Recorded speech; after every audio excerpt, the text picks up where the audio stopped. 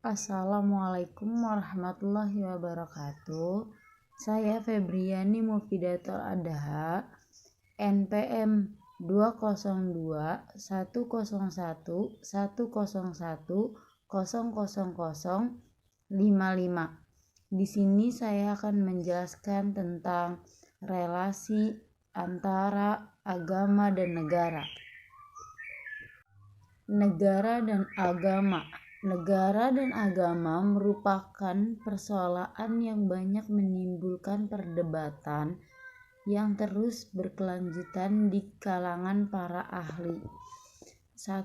Hubungan agama dan negara. Menurut paham teokrasi, negara menyatu dengan agama karena pemerintahan menurut paham ini dijalankan berdasarkan firman-firman Tuhan. Segala kata kehidupan dalam masyarakat bangsa negara dilakukan atas titah Tuhan. 2. Hubungan agama dan negara. Menurut paham sekuler, norma hukum ditentukan atas kesepakatan manusia dan tidak berdasarkan agama atau firman-firman Tuhan. Meskipun mungkin norma-norma tersebut bertanggapan dengan norma-norma agama. 3. Hubungan agama dengan kehidupan manusia. Kehidupan manusia adalah dunia manusia itu sendiri yang kemudian menghasilkan masyarakat negara, sedangkan agama dipandang sebagai realisasi fantastis makhluk manusia. Agama merupakan luluhan makhluk tertindas. 1. Konsep relasi negara dan agama. Ketegangan perdebatan tentang hubungan agama dan negara ini diilhami oleh hubungan yang agak canggung antara Islam sebagai agama dan negara. Agama dan negara merupakan suatu kesatuan yang tidak dapat dipisahkan.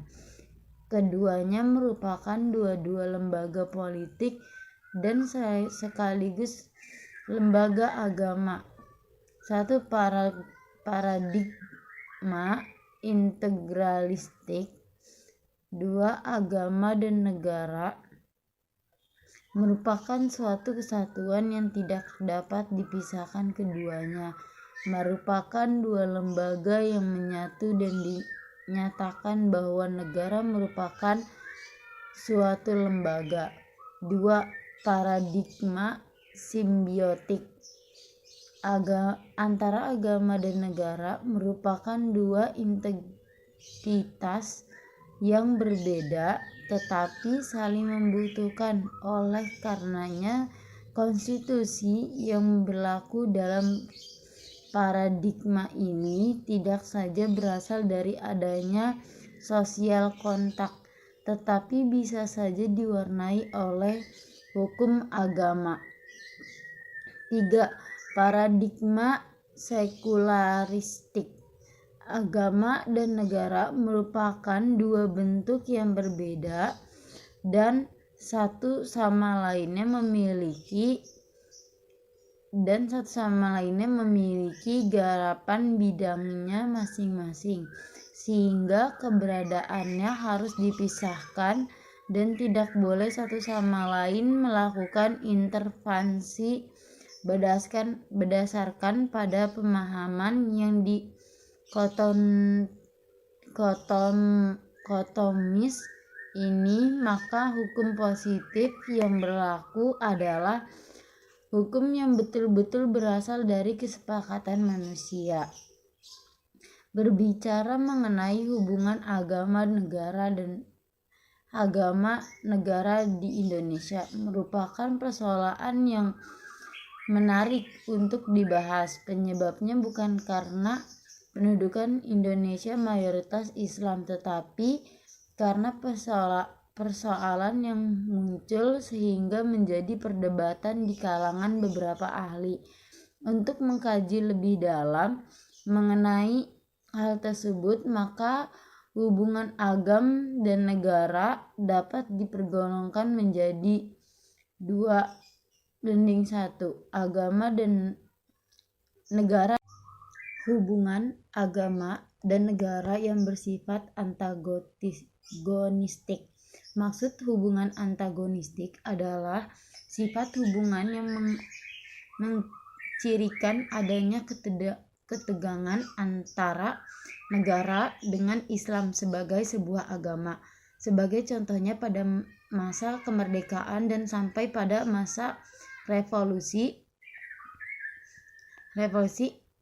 politik Islam pernah dianggap sebagai pesaing kekuasaan yang dapat mengusik basis kebangsaan negara, sehingga resepsi tersebut membawa implikasi keinginan negara untuk berusaha menghalangi dan melakukan domestika terhadap ideologi politik Islam.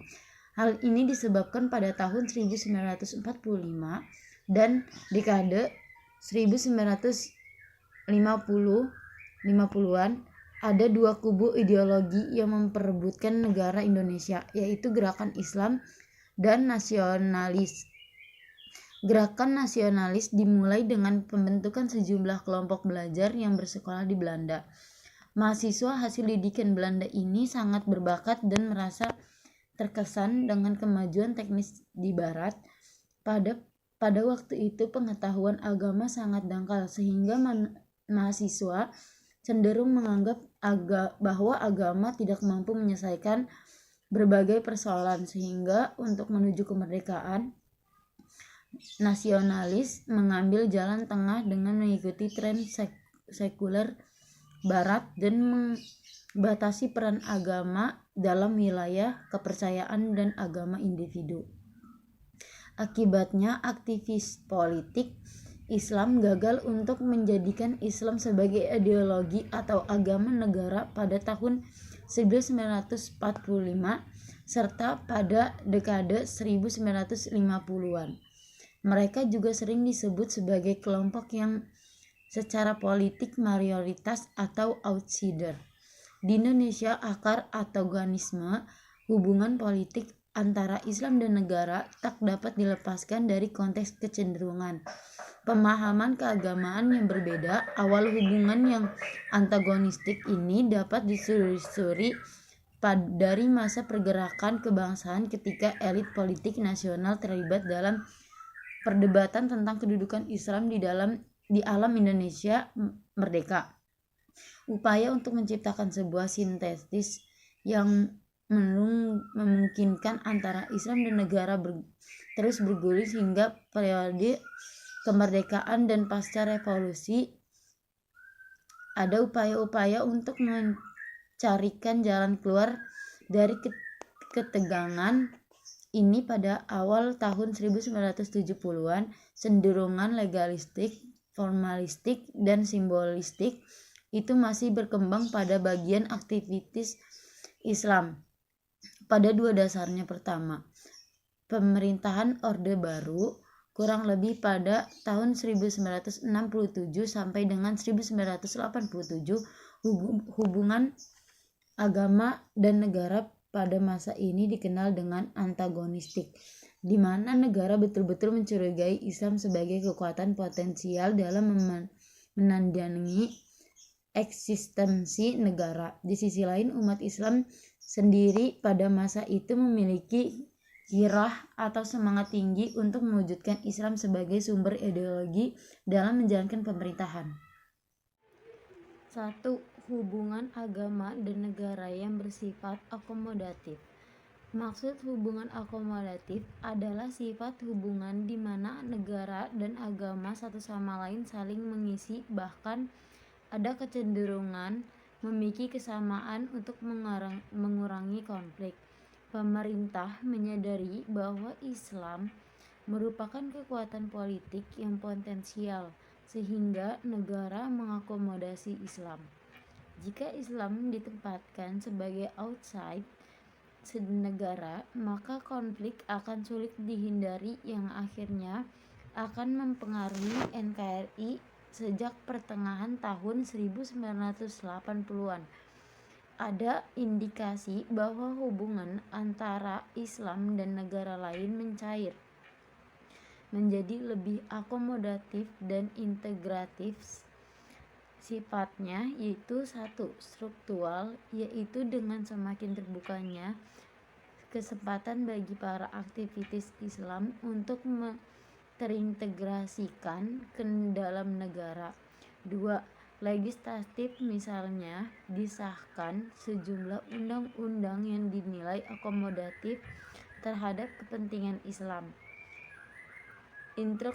Infrastruktural, yaitu dengan semakinnya terjadinya infrastruktur yang diperlukan umat Islam dalam menjalankan tugas-tugas keagamaan.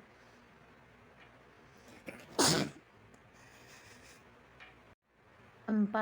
Kultural, misalnya menyangkut akomodasi negara terhadap Islam, yaitu menggunakan indom pembendaharaan bahasa pranata ideologis maupun politik negara. Melihat sejarah di masa Orde Baru, hubungan Soeharto dengan Islam politik mengalami dinamika dan pasang surut dari waktu ke waktu. Namun harus diakui Pak Harto dan kebijakannya sangat berpengaruh dalam menentukan corak hubungan negara dan Islam politik di Indonesia. Alasan negara berakomodasi dalam Islam: pertama, karena Islam merupakan kekuatan yang tidak dapat diabaikan. Jika hal ini dilakukan akan menimbulkan masa politik yang cukup rumit. Kedua, di kalangan pemerintahan tersendiri terdapat sejumlah figur yang tidak terlalu fobia terhadap Islam, bahkan mempunyai dasar keislaman yang sangat kuat sebagai akibat dari latar belakangnya.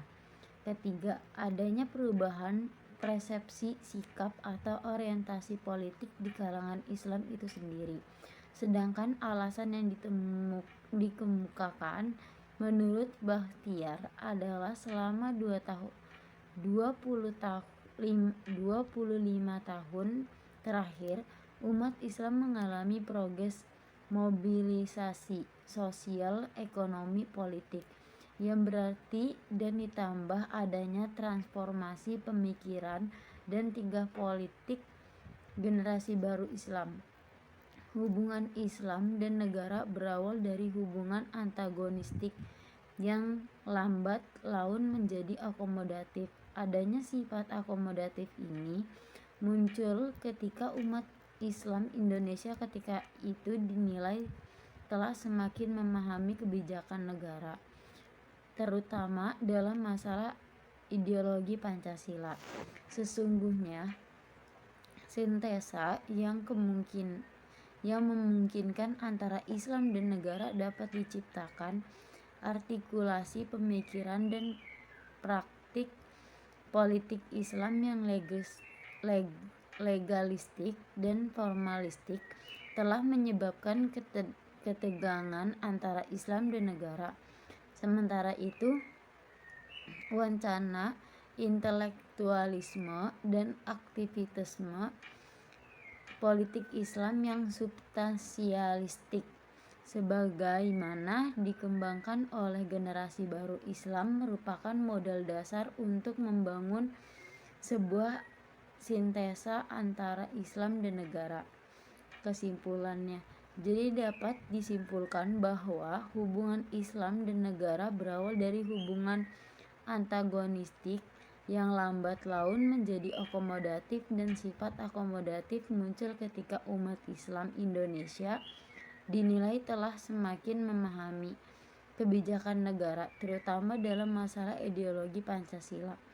Oleh karena itu, sintesa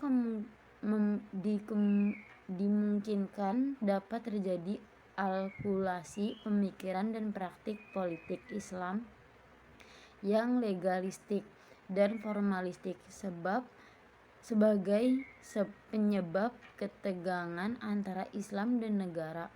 Sedangkan wacana intelektualisme dan aktivitisme politik Islam yang substansialistik merupakan modal dasar.